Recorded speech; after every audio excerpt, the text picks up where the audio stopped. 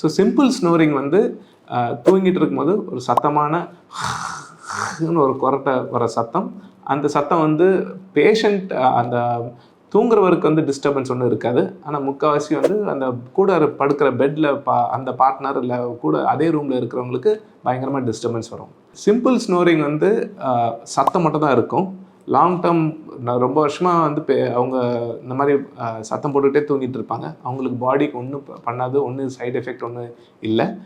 ஒரு public nuisance தவிர வேறு ஒன்றும் இருக்காது.